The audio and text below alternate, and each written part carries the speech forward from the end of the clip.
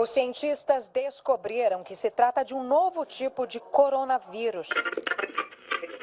O Brasil superou neste sábado a marca de 100 mil mortes por Covid-19. O Conselho Nacional de Educação decidiu nesta terça-feira estender a permissão para as aulas à distância até o fim de 2021. Muitas crianças e adolescentes têm sentido dificuldades para se adaptar ao ensino à distância.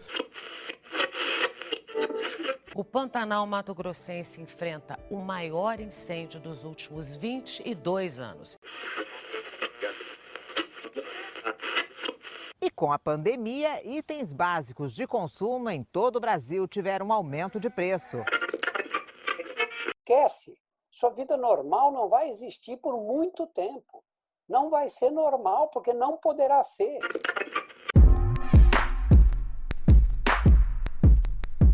Hello, guys! Oi, gente! Bem-vindos ao Teaching in Critical Times, ou em bom português, Ensino em Tempos Críticos. Um podcast que é pensado para você, professor, profissional ou mesmo entusiasta da área da educação, que é também um projeto de extensão do Instituto Federal de Santa Catarina em parceria com a Universidade Federal de Santa Catarina e que foi aprovado no edital interno de projetos de pesquisa e extensão do IFSC São José. Eu sou Leonardo da Silva, sou professor de inglês do ensino básico, técnico e tecnológico na rede federal. E eu sou a Priscila, sou professora de metodologia de ensino e de estágio no curso de letras em inglês, também na rede federal. Bom, no episódio de hoje nós vamos falar sobre os desafios de ser um educador crítico nesses tempos reacionários que a gente está vivendo. Partimos da premissa que uma educação crítica ela tem como compromisso ou como foco, a justiça social. Nesse sentido, educadores críticos buscam não apenas refletir sobre a realidade, mas também atuar de forma a subverter ou transformar o status quo. No entanto, nesse contexto em que discursos tão conservadores têm repercutido na sociedade, é comum, infelizmente, que o papel do educador crítico seja questionado e até ameaçado.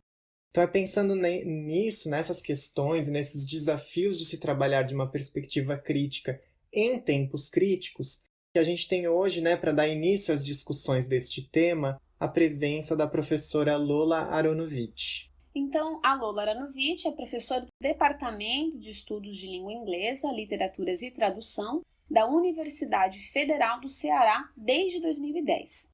Ela é mestre e doutora em literatura em língua inglesa pela UFSC, com pós-doutorado na UFAL. No seu blog Escreva, Lola Escreva, que foi criado em 2008, a Lola discute diversas questões e este é um dos maiores blogs feministas do Brasil. Também a Lei 13.642, de 2018, que atribui à Polícia Federal a investigação de crimes misóginos na internet, leva o nome de Lei Lola em sua homenagem. E em 2019, a Lola foi indicada ao Prêmio Coragem de Liberdade de Imprensa dos Repórteres Sem Fronteiras e hoje está aqui conosco. Lola, bem-vinda, é um grande prazer te receber. Obrigada, gente, é um prazer estar aqui, uma honra também, eu fico feliz que vocês me fizeram esse convite. Estamos aqui para compartilhar o que a gente conhece, as nossas experiências. Com certeza, Lola, a gente está muito, muito feliz de contar com a tua presença. E para a gente começar, pensando nessas questões, eu acho que a tua trajetória tem muito a contribuir nesse tema que a gente está propondo no episódio de hoje. Bom, para começar essa conversa, queria pensar nesses discursos que têm repercutido socialmente sobre o papel da educação no Brasil. Então, no nosso podcast, a gente parte dos princípios da pedagogia crítica de Freire, e a gente entende aí que o processo de ensino e aprendizagem deve ter como objetivo principal o desenvolvimento da consciência crítica. Isso quer dizer, então, que o nosso papel enquanto professor é de promover reflexão, oportunizar que os alunos possam expandir seus repertórios, e tenham acesso à informação, argumentos, dados, para então construir visões de mundo que sejam coerentes, que sejam éticas, socialmente responsáveis. Mas, como a gente também apontou já ali na introdução do episódio, não é incomum que o professor crítico ele seja visto como uma ameaça. O próprio Pennycook fala que fazer trabalho crítico é perigoso porque a gente está, na verdade, questionando o status quo, né? Então, existe esse discurso que circula socialmente de que o professor seria um doutrinador, entre aspas, né? Ou mesmo a ideia de que determinados assuntos não deveriam fazer parte do currículo escolar, então tem propostas de lei querendo proibir discussões de gênero e sexualidade na escola, né? Só para citar um exemplo. Então a gente queria saber de você, Lola, né? Enquanto professora, mas também enquanto ativista, como é que você vê o papel da educação e do professor crítico nesse contexto? E como tem sido para você, enquanto educadora crítica, que questiona constantemente o status quo na sala de aula, mas também nas redes, né? Como tem sido para você lidar com esse conservadorismo atual? Bom, eu já fiquei passada nos últimos tempos, digamos, quando eu comecei a ver memes nas redes sociais dizendo que professor não educa, que quem educa são os pais. Não sei se vocês chegaram a ver esses memes também, que foram... Né? Eu fiquei realmente passada com isso. Como assim? Né? Nós, professores, não somos educadores. Eles falando de educação como uma coisa que só os pais teriam direito, né? E teriam condições de fazer. Né? Então, realmente desvalorizando o papel do professor também, né? Então, eu acho, sinceramente, que os conservadores falam com bastante claridade, e não é de hoje, né, que professor tem que ensinar português e matemática. Talvez história, mas a gente sabe, né, não qualquer história, história, por exemplo, falando do golpe militar de 1964, de jeito nenhum, né, porque aí já é doutrinação. Mas, de repente, história comemorando a Revolução de 64, aí já é outra história, aí pode. Eu acho que na minha educação, nos anos 80, quando eu estava estudando história na escola, eu ainda acho que eu ainda pegava a Revolução, sabe? Mas eu tinha alguns professores de história críticos também que falavam para a gente, não é assim, né? Quer dizer, foi um golpe, né? Um golpe de Estado, um golpe militar. Enfim, mas a gente vê que muitos conservadores veem o aluno, tanto a criança, quanto o adolescente, quanto até o jovem na universidade, como uma tábua rasa, né? Assim, um conteúdo completamente vazio, né? Que uma pessoa que não sabe nada, nem é uma pessoa, né? Quer dizer, é um instrumento, assim, a ser moldado, né? A ser transformado numa pessoa, através do conhecimento, mas o conhecimento, para eles, é uma coisa muito, muito restrita. E eles veem, eu acho, o professor como alguém, sei lá, que tem um funil, sabe? E que vai derramar esse conhecimento todo moldadinho, tudo pronto dentro do cérebro do aluno. Então, o aluno não tem nenhuma participação na construção desse conhecimento, né? É ele receber ou não. Então, eu acho que é uma perspectiva totalmente errônea e ultrapassada, né, na verdade, sobre educação, que é terrível, que realmente eles adoram criticar Paulo Freire, né? Eles odeiam Paulo Freire. A gente vê também outra coisa que eu tenho notado é o acirramento do ódio ao servidor público. E muitos de nós, eu sou servidora pública, eu sou professora numa universidade federal. Então, realmente, é claro que é um projeto, né, neoliberal deles de privatizar tudo, então eles têm que difamar mesmo, caluniar tudo que é público, né? E para eles é uma dificuldade, porque eles adoram dizer que o que é particular, o que é privado, o que vem da iniciativa privada é melhor do que qualquer coisa pública. E na educação a gente vê muito, muito, obviamente, que isso não é verdade, né? Que é na educação pública, na universidade pública, né, estadual, federal, que se vê pesquisa, por exemplo, né? Então, todos os melhores índices de educação universitários estão com as universidades públicas, né? Não as particulares. Então, eles esbarram nisso e tentam ao máximo difamar as universidades públicas e os servidores públicos, né? A gente vê um ministro chamar a gente de parasita, né? E entre os servidores públicos estamos não só nós, professores, mas enfermeiros, médicos, sabe? De tudo que... Quer dizer, ainda mais numa pandemia, né? Imagina o que seria do Brasil, ou de qualquer país do mundo, na verdade, se a gente dependesse da iniciativa privada nessa pandemia, né? Ainda bem que a gente tem o SUS, né? Ainda bem que a gente ainda tem uma estrutura pública, né, para servir a população. Então, eu vejo essas duas coisas muito próximas, né? E, obviamente, os conservadores são inimigos da educação transformadora. Eu acho que, assim, durante as eleições, tanto eleições municipais quanto eleições para presidente, para governador, a gente vê muita gente falando em educação. Isso é bem claro, assim.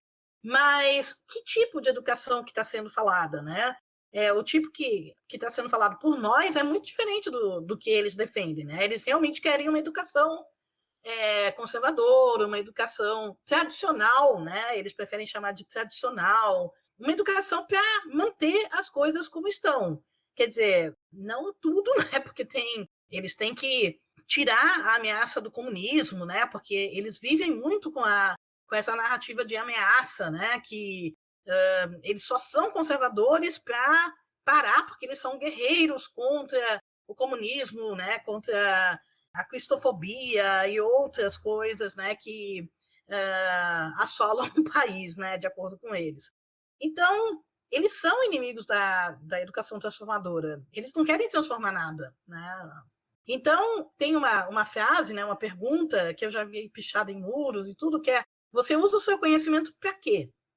Né? Então, eu acho que a nossa resposta vai ser muito diferente da resposta dos conservadores. Para eles, eu acho que eles usam o conhecimento para manter o status quo, né, para varrer assim, qualquer ideia de inovação, qualquer ideia progressista, qualquer ideia que empodere os alunos, né, de fora da sala de aula. E o nosso realmente é para transformar o mundo. A gente é idealista, a gente é utópico, né? A gente quer realmente mudar esse mundo, porque a gente não concorda com o mundo como ele está, né? Eu acho que é, sinceramente, indefensável um mundo em que metade de toda a riqueza, né, metade de todo o patrimônio do planeta, né, está nas mãos de algumas poucas dezenas de bilionários. Né? Para mim, bilionário nem deveria existir. Deveria existir uma justiça social, uma distribuição de renda, né? Que ninguém tivesse tanto e ninguém tivesse tão pouco. Né? Já circularam textos de todo tipo, né? Sempre apócrifos, né? Sempre anônimos, claro, na internet falando coisas absurdas, né? Coisas totalmente mentirosas que, segundo eles, eu faço em sala de aula, né? E geralmente essas coisas, esses textos, vêm escritos por quem se diz ex-aluno meu, né? Ou aluno atual meu, né? E é tudo mentira. Então, tem alguns que eu rio, sinceramente, porque são muito ridículos, né? Então, textos dizendo que eu fumava em sala de aula, aí o aluno que está escrevendo isso fala: isso é muito ruim, porque eu sou alérgico, né? E aí eu tenho que respirar aquela fumaça horrível, né? E, pô, eu nem fumo, né? Então, não tem nada a ver com a realidade, né? Eu odeio cigarro. Coisas como eu jogava bíblias pela janela, sabe? Que eu buscava bíblias na biblioteca da UFC e queimava, né, as bíblias em sala de aula, por exemplo, que eu trocava sexo por notas. O ápice, eu achei, né? Foi que eu realizava abortos em alunas em sala de aula também, na UFC, né? Então, eles chegaram a fazer um site no meu nome, escrito em primeira pessoa, como se fosse com o meu nome, meu endereço residencial, meu currículo Lattes, fotos minhas em cada post, e um desses posts era eu realizando aborto em sala de aula em alunas, né? Ou, sei lá, teve um que eu gostei bastante também, que era, eu fiz um exercício em sala de aula, né, que eu deixava as alunas em pé durante horas, né, porque as nossas aulas duram horas e horas, só duram, né, 1h30, 2, né, e geralmente a gente tem intervalo. Mas, segundo eles, então eu deixava as minhas alunas em pé durante horas e os alunos homens sentados, para que as alunas pudessem ver os homens por cima, sabe? Então, uma coisa completamente ridícula, né? Que eles imaginam, né? Realmente, que eles fazem de estereótipo, né? De feministas mesmo. Então, é contra essa gente que eu tenho que lutar. Só que eu também penso, assim, que quem acreditar nessas bobagens, né? Geralmente são pessoas que já estão pré-condicionadas, né? A acreditar nisso, né? Que já tem uma opinião, assim, por eu ser feminista, por eu ser de esquerda, por eu ser professora, assim, o que mais vem é o pessoal achando que eu sou lésbica, peluda, que mais? maconheira e um monte de outras coisas. E assim, né, eu não sou nada disso, né? Quer dizer, eu sou uma mulher com uma vida bem tediosa, né? Que eu gosto muito da minha vida, mas ela é bastante monótona, né? Com um casamento de 30 anos, né? Sem drogas, né? Sem bebida alcoólica, eu nem bebo, né? Sem nada. Então, é esquisito você ser considerado assim de uma forma tão diferente do que você é, baseado simplesmente em estereótipos que eles fazem de feministas, eu acho, em geral, né? Mas a gente vai tocando, né? E não se deixa influenciar por nada disso. Eu acho assim que toda a trajetória, né, que tu compartilhou agora, esses exemplos que tu traz, eles deixam muito claro assim como esse discurso ele é muito bem construído, né? Para que certos passos desse processo, né, de tomada de direitos, de transformação reversa, né? Enfim, como a gente pode chamar, possa se concretizar de fato, né? Esse discurso ele é construído de tal forma que as pessoas elas vão comprando essas ideias e vão utilizando essas ideias, que na verdade são fake, né, para poder justificar certas decisões, né? E aí isso tem, isso assim como na sua trajetória, e também faz parte da trajetória de muitos professores, né?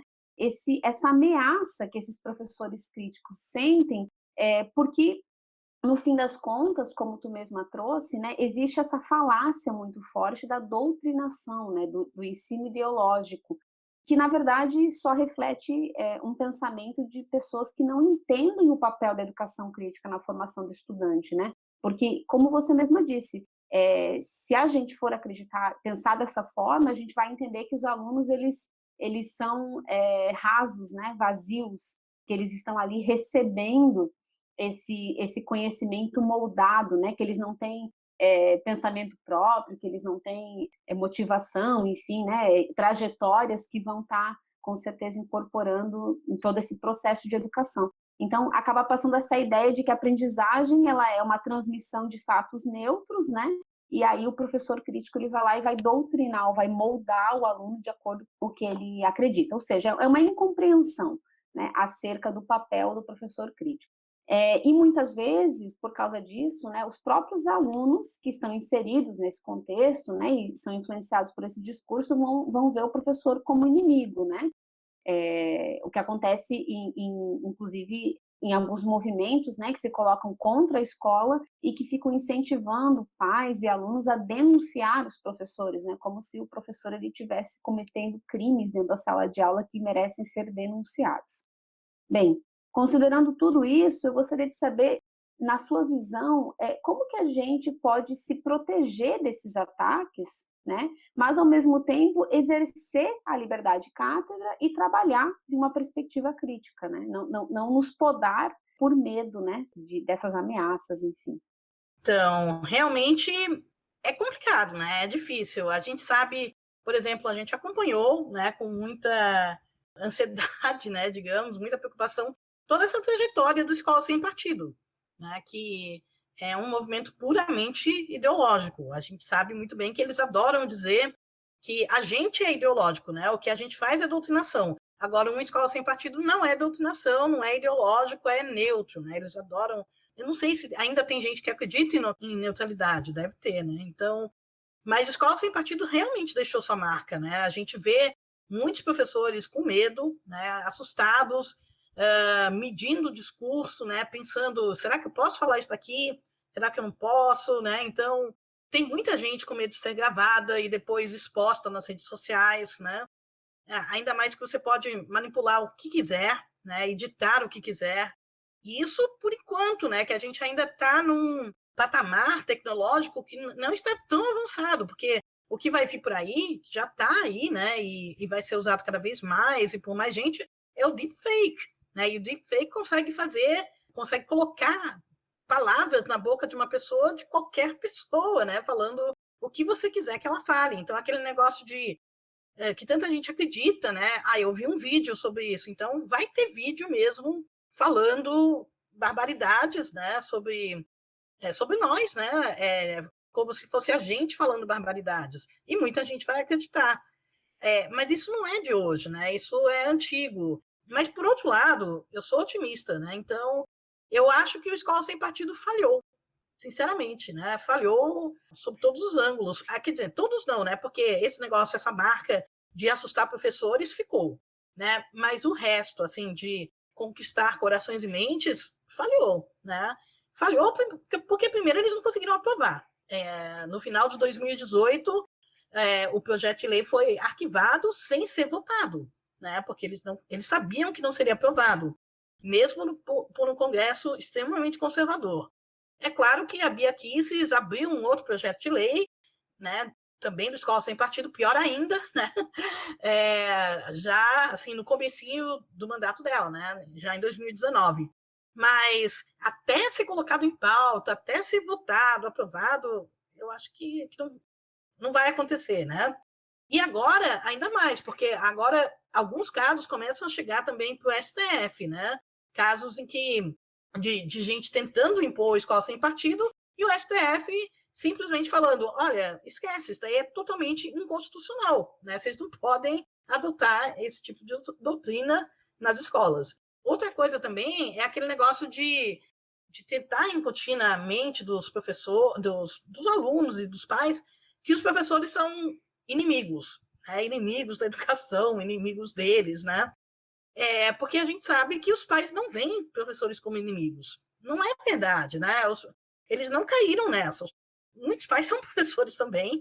Os alunos, né, salvo raríssimas exceções, eu acho, não veem professores como inimigos, né? A gente viu a repercussão que teve, mas todos os conservadores que entraram, os políticos conservadores que embarcaram no Escola Sem Partido, tiveram que voltar atrás, um pouquinho pelo menos, porque ficou a nítida impressão na população que eles eram inimigos dos professores. E a população não vê professores como inimigos, tá? Então, acho que vocês viram que teve uma pesquisa encomendada pelo MEC quando o Temer estava no poder, né? Que nunca foi divulgada. E aí a imprensa, né, através da lei da transparência, acabou divulgando essa pesquisa, acabou encontrando essa pesquisa no começo de 2019. E aí a gente vê por que não foi divulgada, por que foi escondida, né? Vai contra tudo que eles querem que a gente acredite, né? Eles querem que a gente acredite que o professor é doutrinador, né? Que tem certos temas que não devem ser tratados em escola. E o que foi mostrado por essa pesquisa é o oposto. A maior parte das pessoas quer que as escolas discutam questões de gênero, questões de racismo, intolerância contra LGBTs, por aí vai, né? Então, por um lado, a gente tem esses temas que fazem parte, inclusive, dos parâmetros curriculares nacionais. Aí a gente vê esses temas serem explicitamente proibidos em escolas militares, por exemplo, né? E, ao mesmo tempo, em várias cidades, em vários municípios, eles quererem, né, extirpar mesmo qualquer menção a esses temas das escolas. A gente viu que um dos projetos era simplesmente cortar, banir, proibir totalmente a palavra gênero. Você não poderia nem pronunciar a palavra gênero em sala de aula, né? Então, imagina quem está falando de gêneros fílmicos, gêneros literários, né? Uma coisa completamente absurda. Mas, até em escolas militares, né, a gente viu um caso, por exemplo, em Brasília, eu acho que foi em Brasília, de um professor de história que ele foi exonerado por falar contra a violência policial, né? E aí, os pais e alunos fizeram um abaixo-assinado contra essa expulsão. Eles pediram para que o professor ficasse, né, em sala de aula.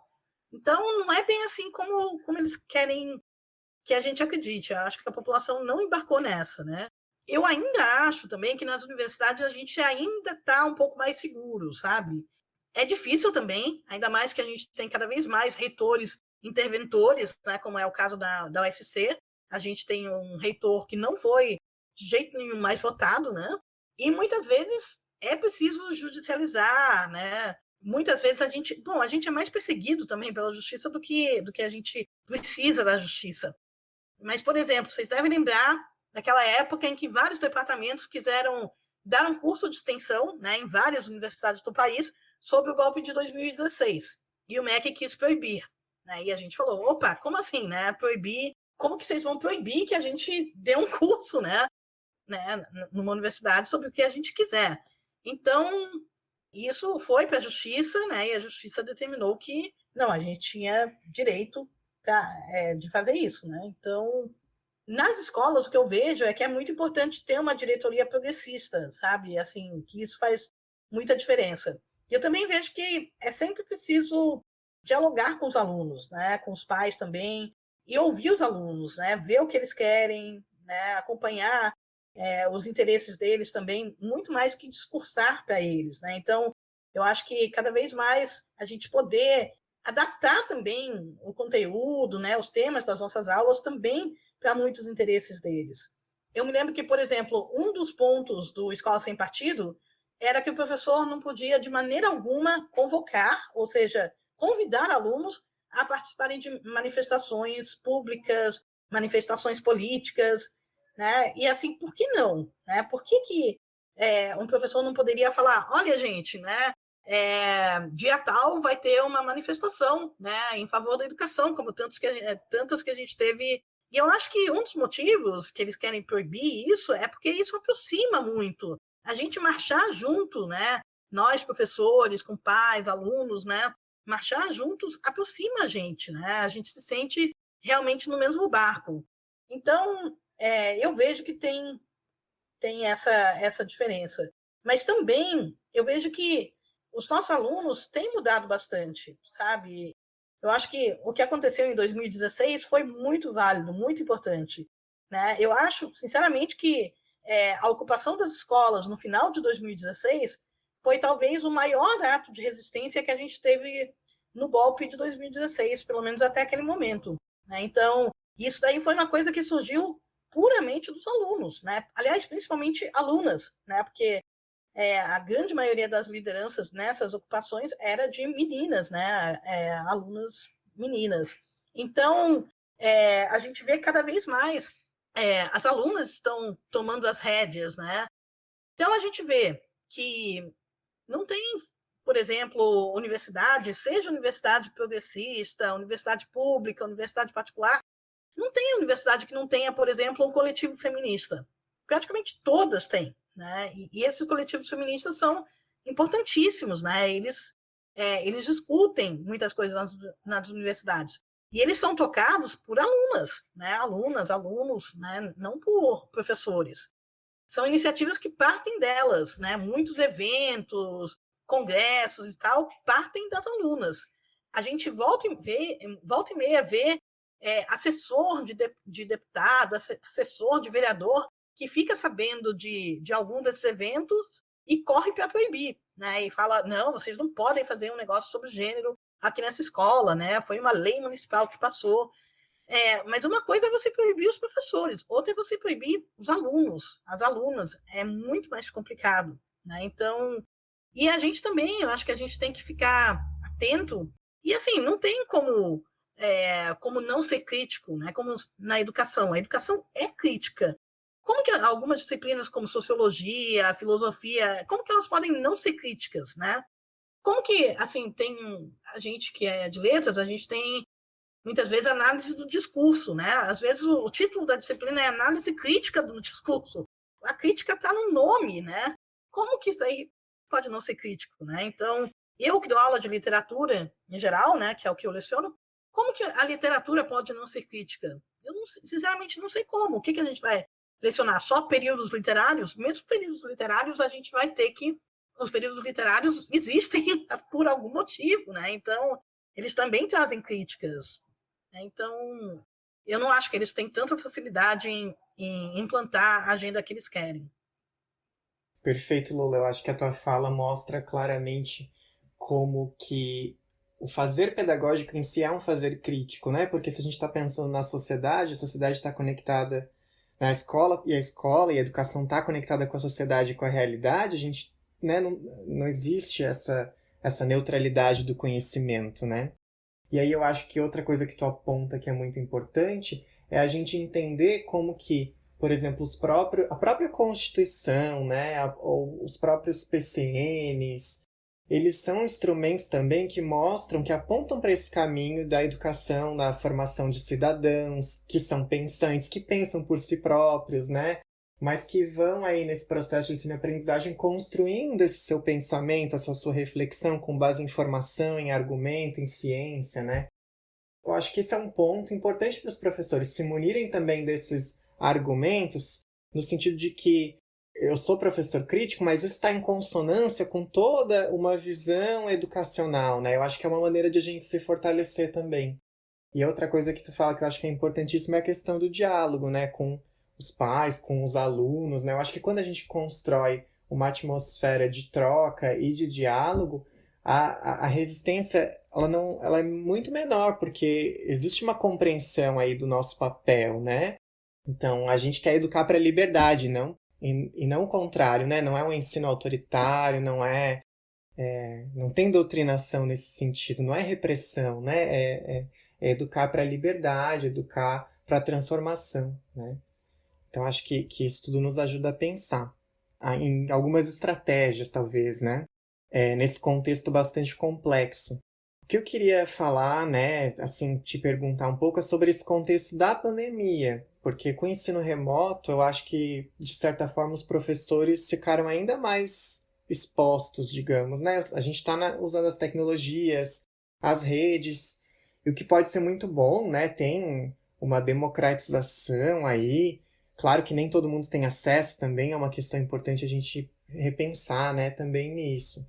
Mas, apesar desse caráter democrático das redes, né, a gente também fica um pouco mais vulnerável. Então a gente vê aulas, lives, palestras que são invadidas por haters, por movimentos neofascistas, tentativas de silenciar, censurar, atacar professores, né, nesse contexto do ensino remoto.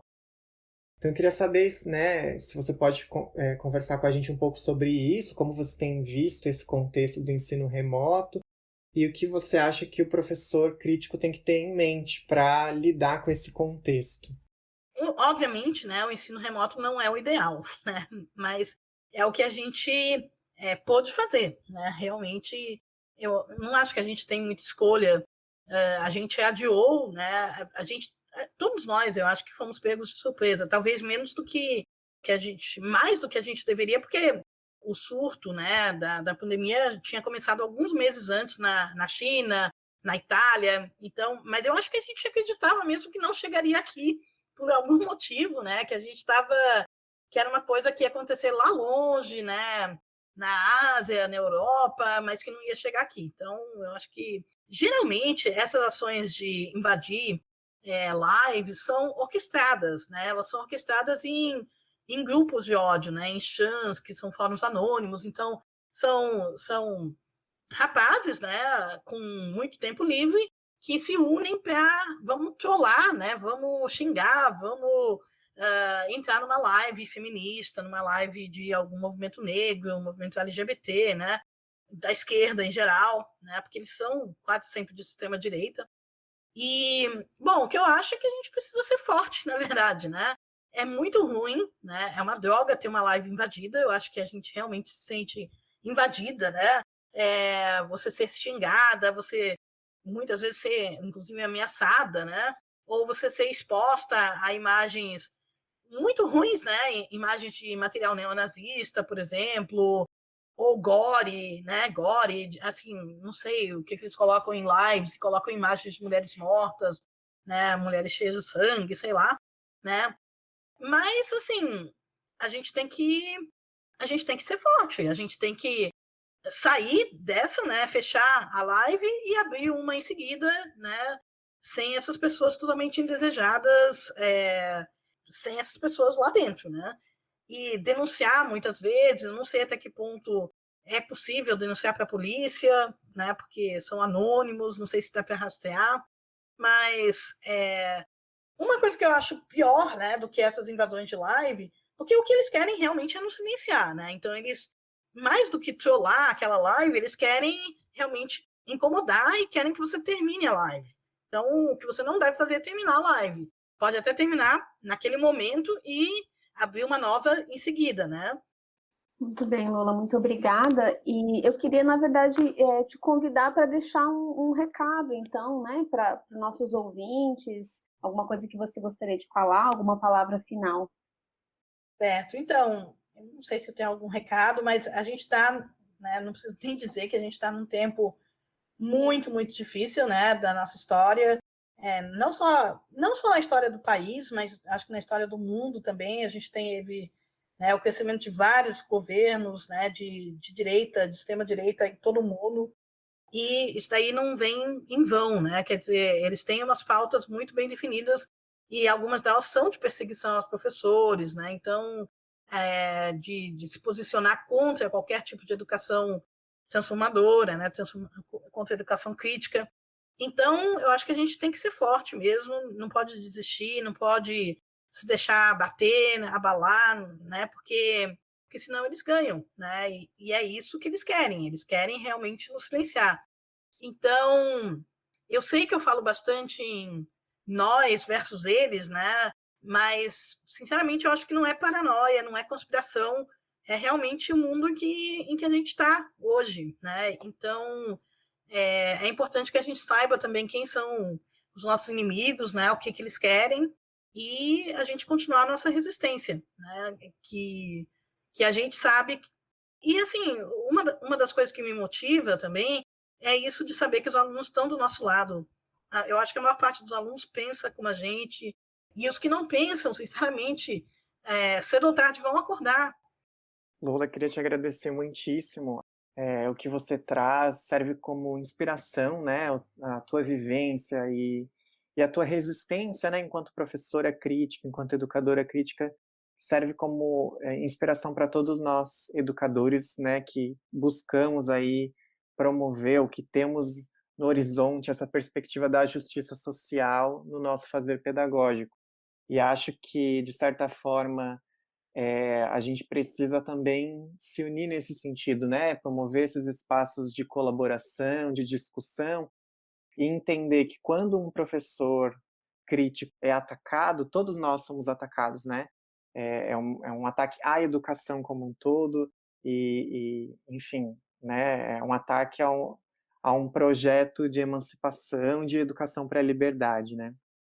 Então, foi muito bom poder dialogar contigo hoje.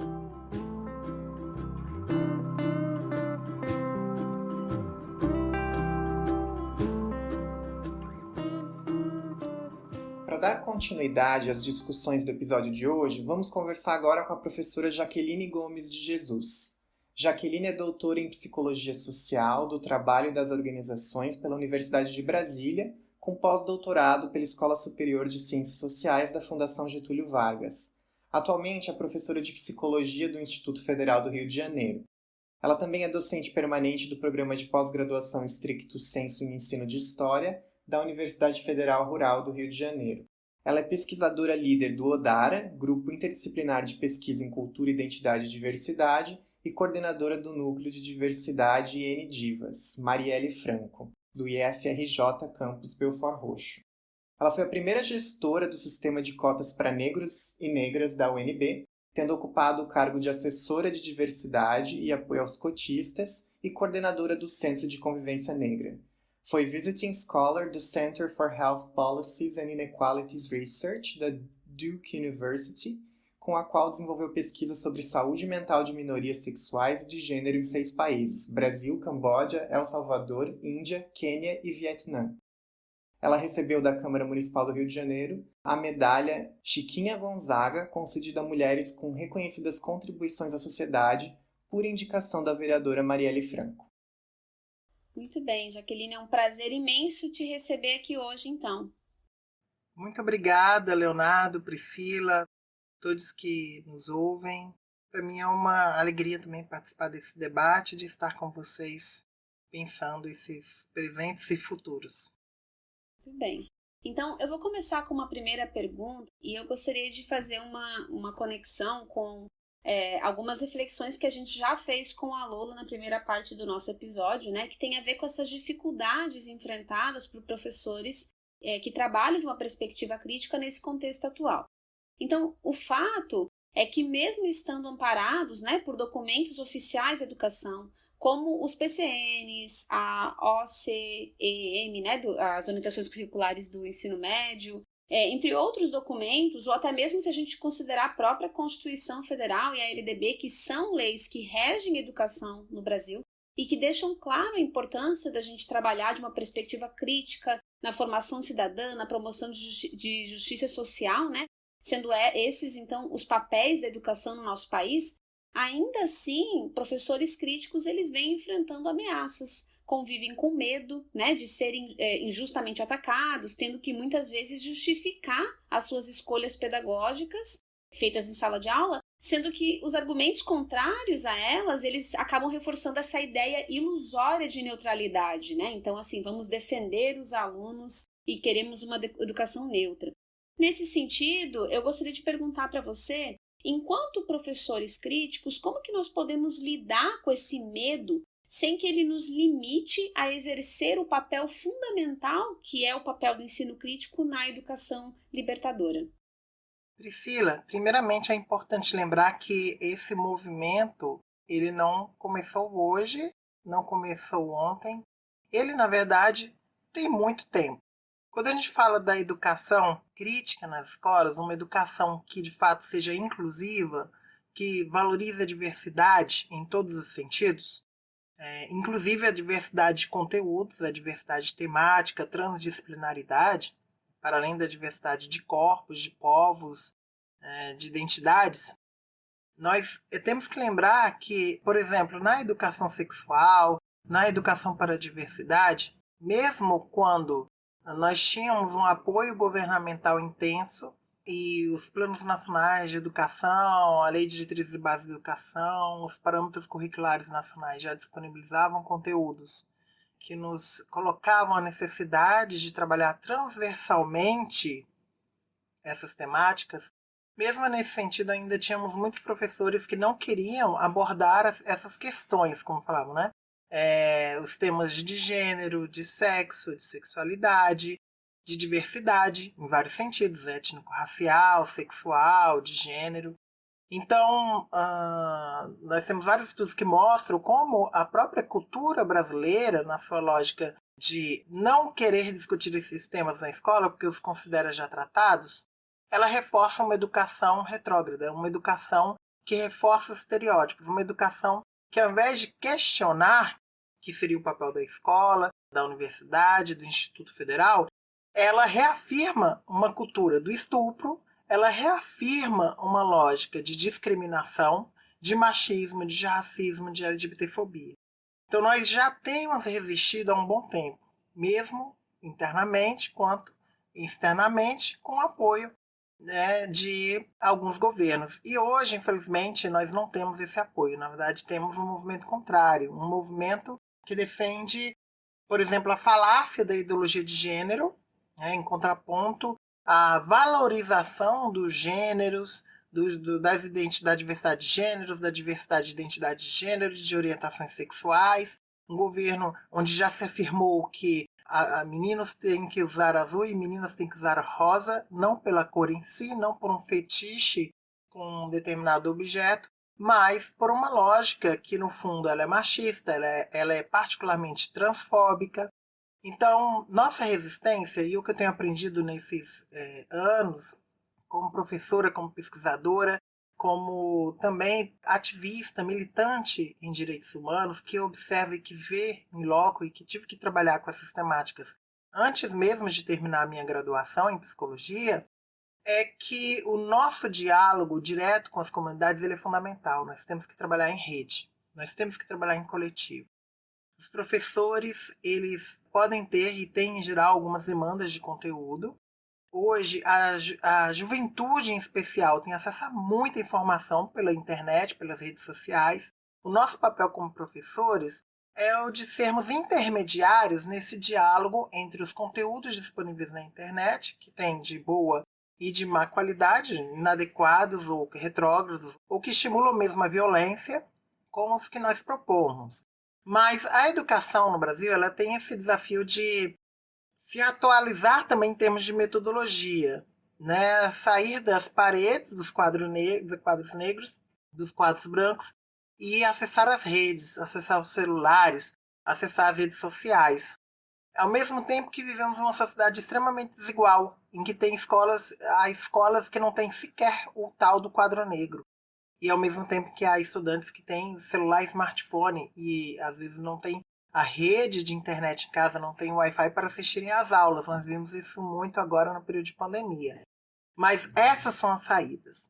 Para além da formação, em termos de conteúdo, de informação, que é indispensável, os professores precisam formar rede, conhecerem os parceiros, aliados dentro da sua instituição e fora. Dialogarem com o movimento social, dialogarem com as instituições que apoiam e valorizam a educação inclusiva, uma educação que realmente seja cidadã, uma educação que transforme, porque senão não faz nenhum sentido nós termos uma escola reproduzindo aquilo que já é atestado pela comunidade, pela sociedade, reiterando lógicas de opressão que nós precisamos transformar se quisermos um dia, de fato, que o Brasil se transforme em uma democracia. Perfeito, Jaqueline. Eu queria chamar um pouco a atenção, né, para o fato de que, se por um lado a gente tem vivenciado diversos ataques à carreira docente, com grupos reacionários incentivando alunos a perseguir professores, muito com essa falácia, né, de que a educação crítica seria doutrinadora, né, quando na verdade a gente quer que as pessoas possam pensar por si mesmas, né, claro que de forma ética, baseada na justiça social, né, com foco na justiça social. Mas, por outro lado, né, todo esse contexto ele mostra, na verdade, a necessidade de a gente continuar e a urgência de ter uma perspectiva crítica na educação, né? E que, e como você mesmo apontou, é uma grande disputa de poder, né? Qual é o projeto educacional que tem espaço, né? Então, a gente tem buscado, né, essa disputa pelo espaço da educação crítica é algo que a gente tem que sempre buscar, né? E, na verdade, a gente pode fazer até um paralelo com a vivência do Paulo Freire, né? Então, ele foi exilado por conta, né, enfim, da sua prática enquanto professor, enquanto intelectual, no início da ditadura no Brasil na década de 70, né? Então, ele fala que a própria existência de uma prática conservadora e reacionária é um sinal de que a educação libertadora está funcionando, precisa existir e deve perdurar, né? Então você também percebe, Jaqueline, esse contexto reacionário como uma indicação para a urgência de uma educação crítica? E como você acha, né, que a educação, o ensino crítico, ele pode contribuir nestes tempos com o nosso contexto e como que ele pode ser colocado em prática? Você já trouxe alguns elementos, né? Então, se você quiser ficar à vontade para também trazer outros exemplos, se quiser fazer referência à sua prática, pode ficar à vontade. Então, Leonardo, é importante lembrar o país, a cultura em que nos localizamos. E o Brasil, ele historicamente, ele tem colocado a educação como uma inimiga do poder. Não à toa. Uma inimiga das lógicas de exploração que orientam a vida neste país há séculos. É importante lembrar, até é curioso, o nome brasileiro vem de uma matéria-prima, de um material utilizado para comércio, que era uma árvore, mas que foi utilizada para fins de comércio.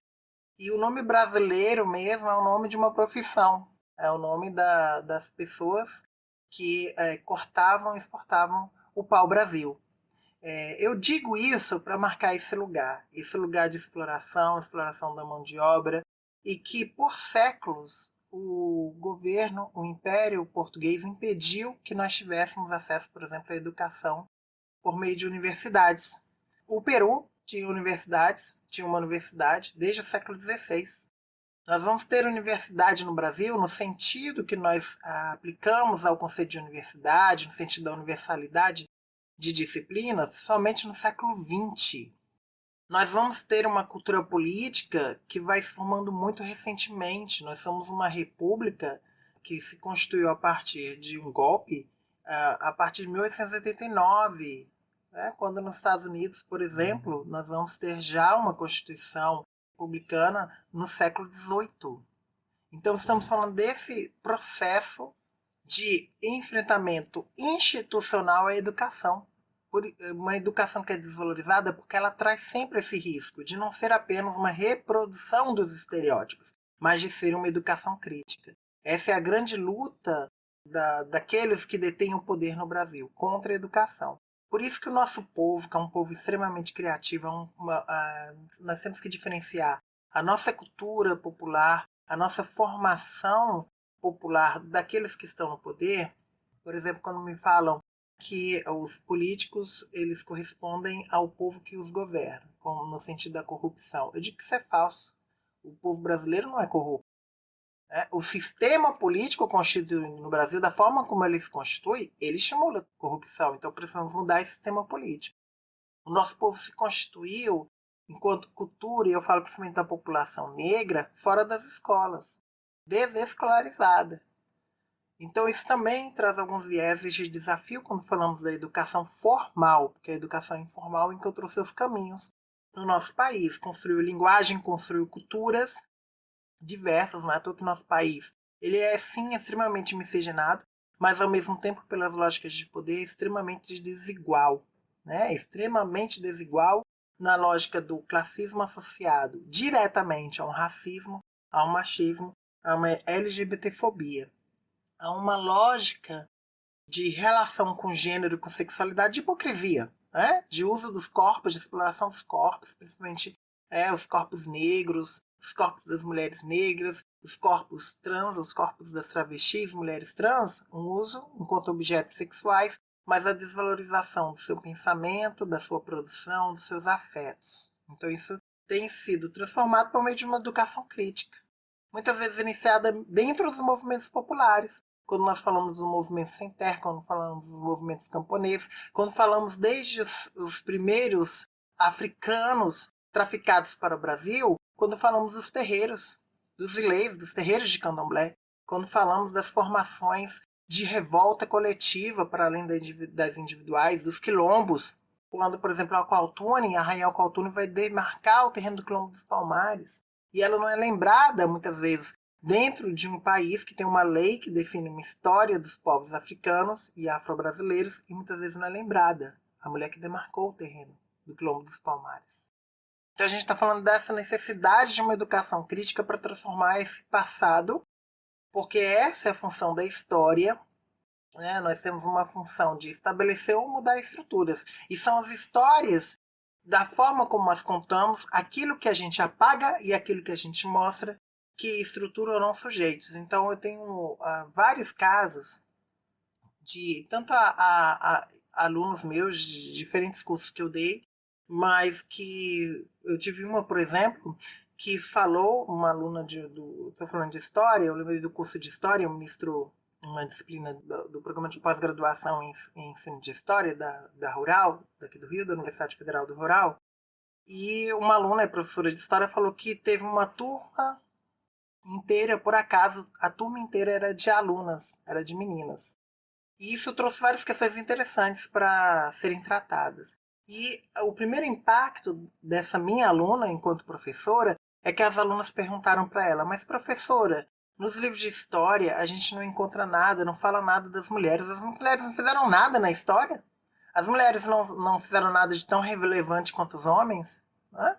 Então, sim, fizeram, mas a história, os livros de história têm sido utilizados, e também como os meios de comunicação, né, como os diferentes recursos didáticos, pedagógicos da sociedade, têm sido usados por determinadas tecnologias de gênero para orientar como homens e mulheres devem ser dentro dessa cultura do estupro, dessa cultura machista, dessa cultura LGBTfóbica, racista, e que nós temos que transformar essa percepção. É contar a história daquelas mulheres que não são contadas, contar histórias dos povos africanos, dos diferentes povos, quaisquer povos, não necessariamente europeus.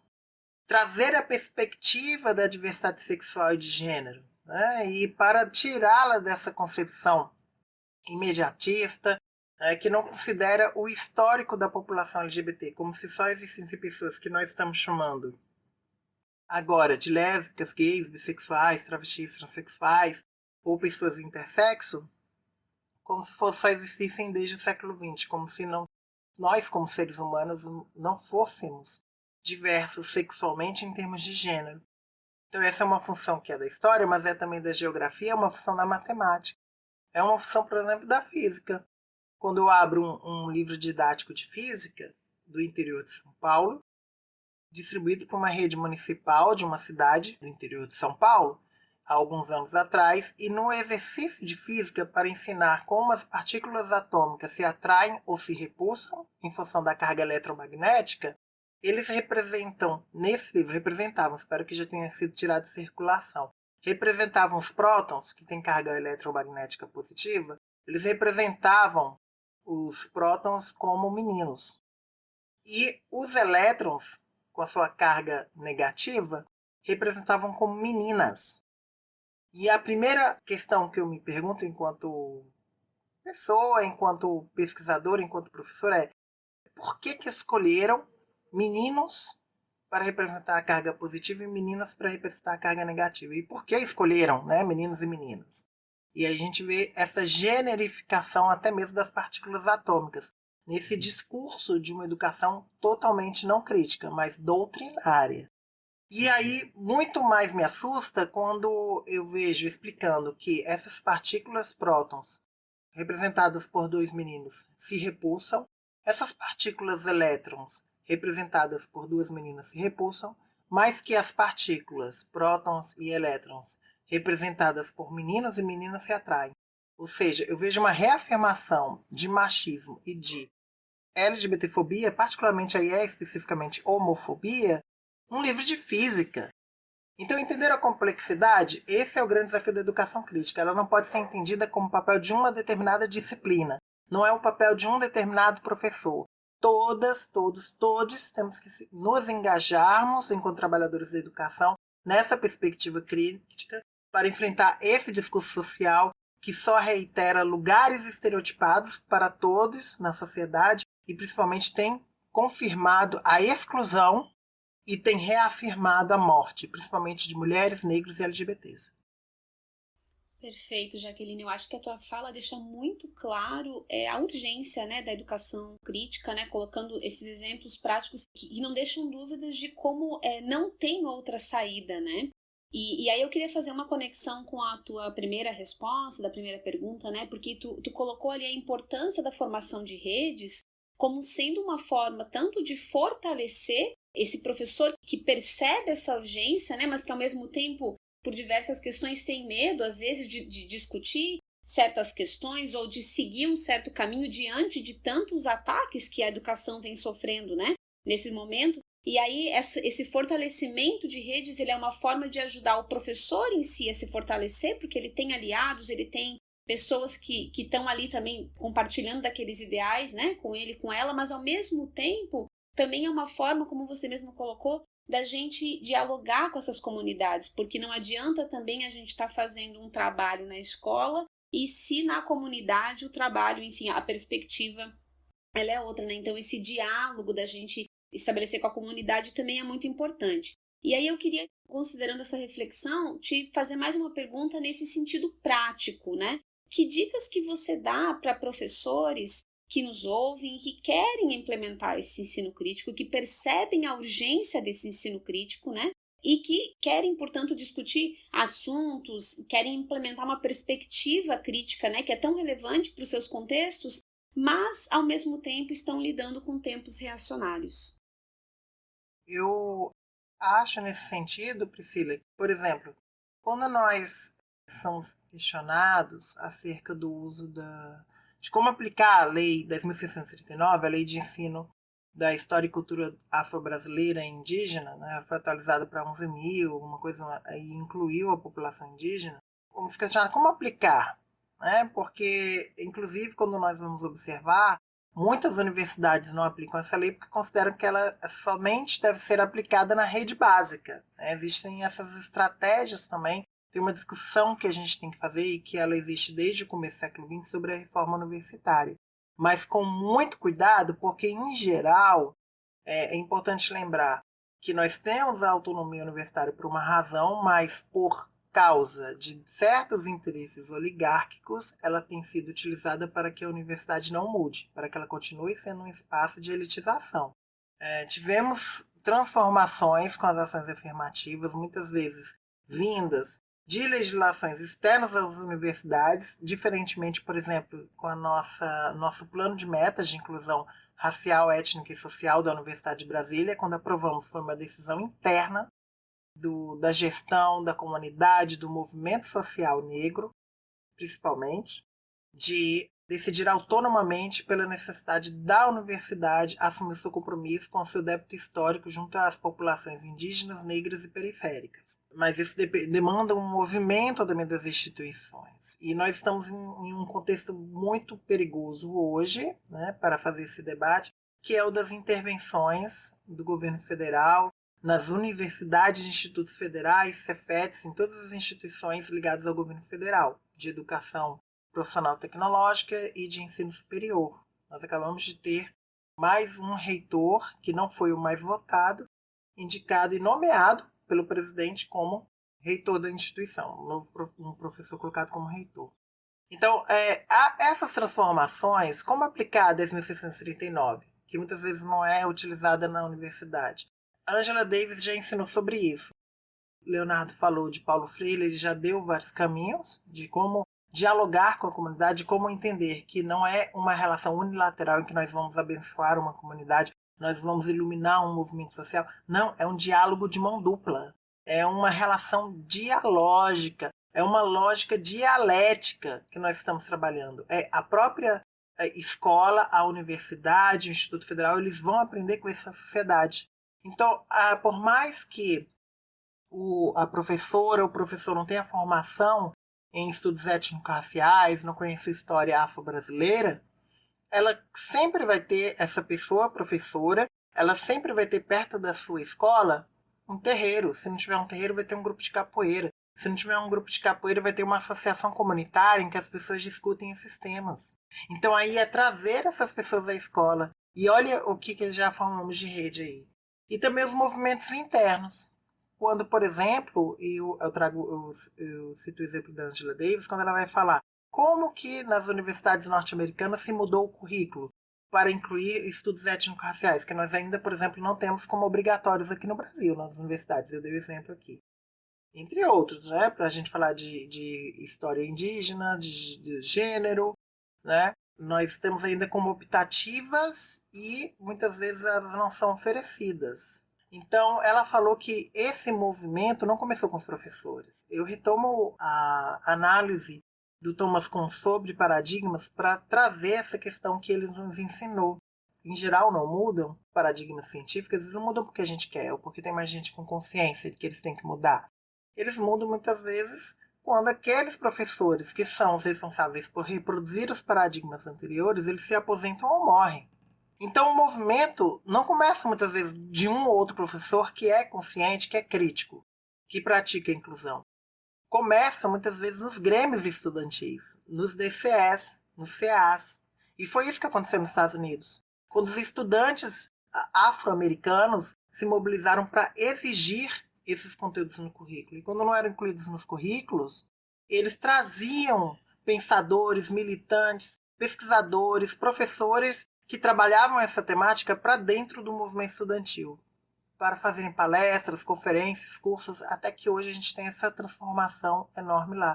É esse o movimento, é utilizar o conhecimento e a força dos estudantes, seja da escola mais humilde até a universidade, o Instituto Federal, a instituição federal que seja, trazer esse estudante que pode mobilizar também a instituição privada, né? Que tem esse poder que muitas vezes nós, como professores, principalmente nas instituições privadas, às vezes não temos essa capacidade de mobilidade. Então os estudantes muitas vezes eles têm, e em geral têm, né, e eu pego referências que me chegam de jovens estudantes na Rocinha, na favela, que articulam oportunidades de debate, muitas vezes abrindo a comunidade para os professores, abrindo para outras perspectivas, e eles é que podem começar essa transformação. Muitas vezes não é de imediato, muitas vezes só a legislação não obriga, é isso.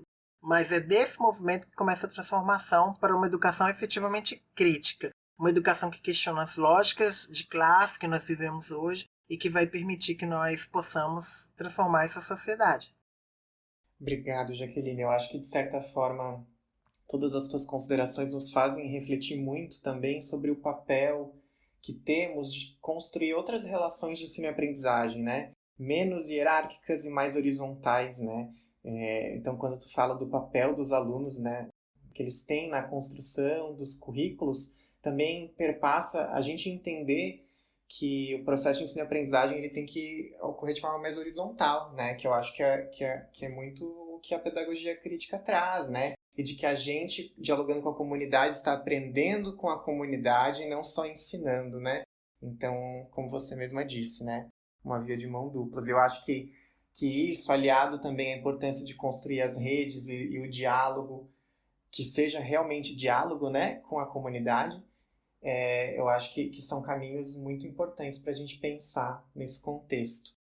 Bom, a gente queria saber se você gostaria de finalizar deixando alguma mensagem, algum outro recado, fique bem à vontade, mas desde já te agradecemos muitíssimo pela disponibilidade e por compartilhar aí a tua experiência, né, o teu conhecimento teórico e prático, que estão conectados, né, sempre conectados com a gente.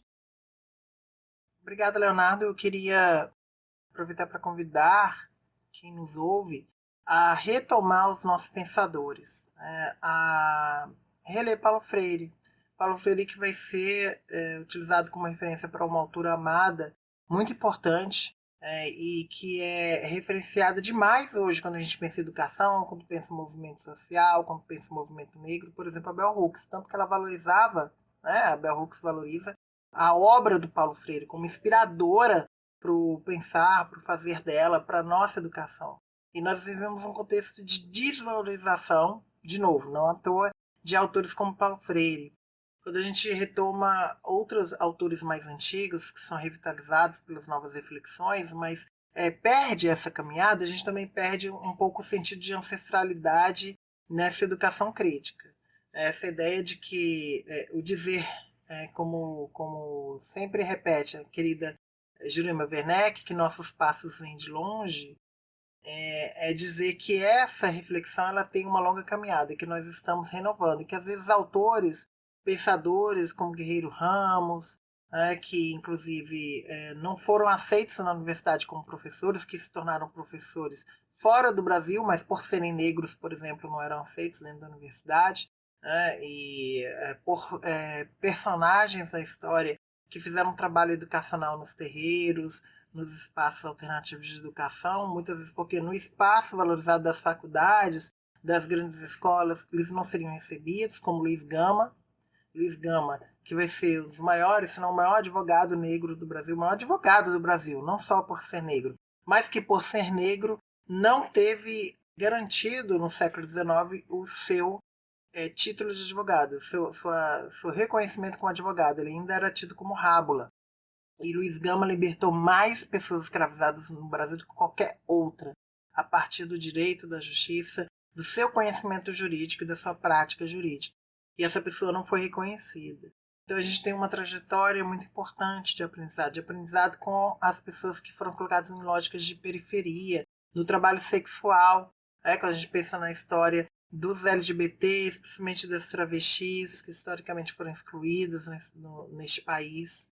Entender, por exemplo, por que a Fundação Palmares, hoje, da forma como é gerida hoje, tira do seu rol, do seu panteão de homenageados, Madame Satã, tira outras figuras históricas, tira Zumbi dos Palmares. Então é contra isso que nós nos colocamos, não por uma questão apenas, que é importante, mas de reconhecimento, mas entender que isso é parte de um projeto de desenculturação do nosso povo. Um projeto que só visa o fim da educação pública gratuita de qualidade, que visa a introdução da lógica da militarização da educação, que visa trazer a milícia para a oferta de serviços e uma lógica de fundamentalismo religioso, de pensamento, que infelizmente já tem sido aplicada e que nós, como professoras, professores, com uma perspectiva crítica, já temos que saber que temos uma longa luta, que nós teremos não só que reeducar uma ou duas gerações, nós vamos ter que educar gerações inteiras que já vieram nesse contexto de aprendizado, de uma lógica privatizada, de menor qualidade, ideologizada, de redundância, e nós temos que trazer outras perspectivas. São essas que a gente está falando. Quero agradecer a todo mundo, Priscila, Cristiane, todo mundo que esteja ouvindo, e convidar para conhecerem o meu Instagram, que é a rede social que eu uso mais, que é Insta da Jaqueline, é Insta de professora. Bom, agradecemos mais uma vez a tua disponibilidade, o diálogo, né, que nos foi tão rico. E quero convidar também os nossos ouvintes para dialogarem conosco, né? Além da rede social da professora Jaqueline, também podem entrar em contato conosco por meio das redes sociais do podcast ou pelo e-mail contato.ensinocritico@gmail.com. Isso mesmo, e também convido todo mundo então para ouvir os demais episódios disponíveis nas principais plataformas de streaming. Deixo aqui então meu muito obrigada também à professora Jaqueline por ter participado dessa discussão e também agradeço aos nossos ouvintes por estarem aqui acompanhando e dialogando com a gente. Essa discussão contou com a apresentação de Leonardo da Silva e Priscila Fabiane Farias e com a produção de Cristiane Soares, que é estudante de licenciatura do Campus São José. Então, muito obrigada, gente. Tchau, tchau. Até a próxima. Tchau. Obrigado.